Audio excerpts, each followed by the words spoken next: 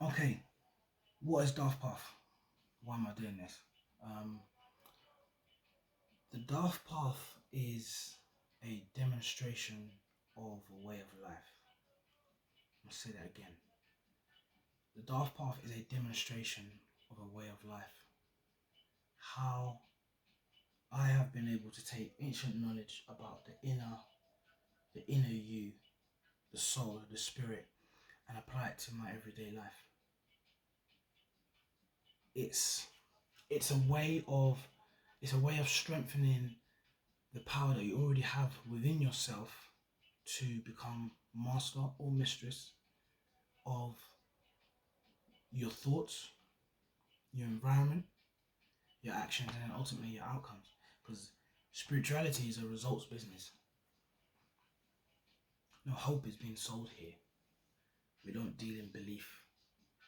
We deal in knowing and then putting in the work to know. There's a difference. And there's absolutely no reason why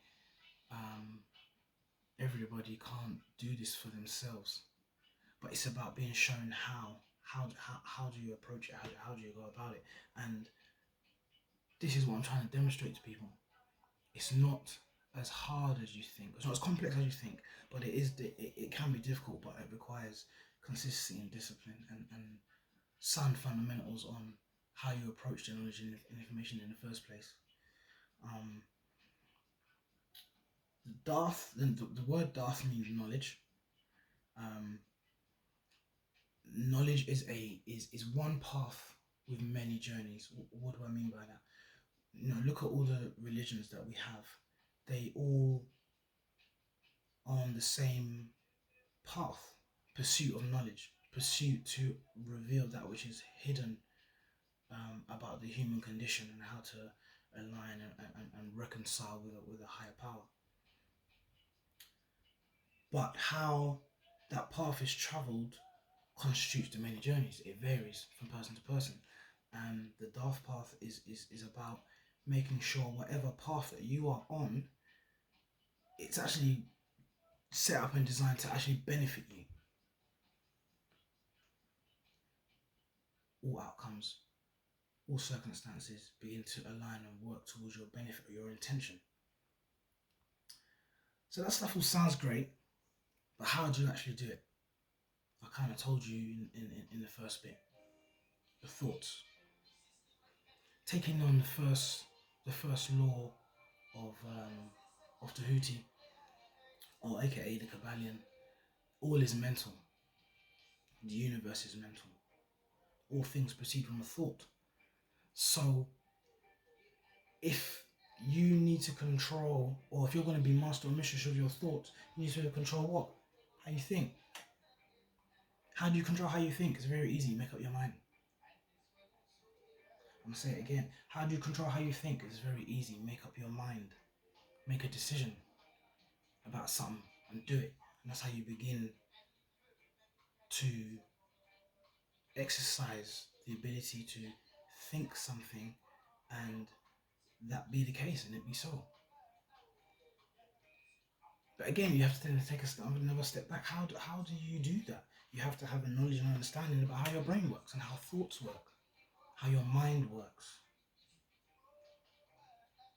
The mind is the operation for the soul. The soul resides in the heart, but its operation is done in the mind. So in order to make sure that, your thoughts and your desires are aligned, requires some knowledge and understanding about how those two vehicles work and communicate with one another. And this is why knowledge is the first key on the Daath Path. Knowledge, becoming into the awareness of, is the first step and the first key.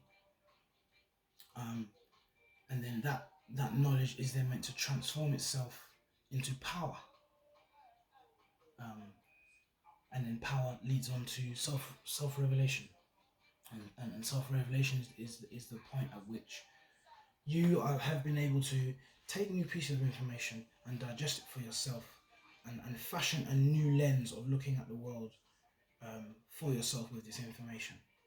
And then when you place that lens over your view, you then begin to reveal unto yourself things that you were not able to perceive before, understand before, comprehend before, but all of a sudden, because of the work that you've done in terms of understanding who and what you are and where the concepts of who and what you are originated from, can you then begin to see what we would call the world within the world. Think about it. Anything new to come into being has to start where? In the mind. In the mind. Why do you think it's called the temple? Okay. Listen, I even dropped one on you earlier about master and mistress. For those that don't know, mistress is the feminine version of master. And if you understand the shift in balance from feminine to masculine over the ages, you see why that term now has a derogatory connotation.